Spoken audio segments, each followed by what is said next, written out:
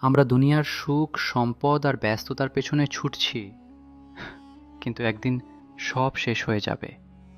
রাসূলুল্লাহ সাল্লাল্লাহু আলাইহি ওয়াসাল্লাম বলেছেন, তোমরা মৃত্যুকে বেশি বেশি স্মরণ করো, কেননা এটি সব রকম ভোগবিলাসের স্বাদ নষ্ট করে দেয়।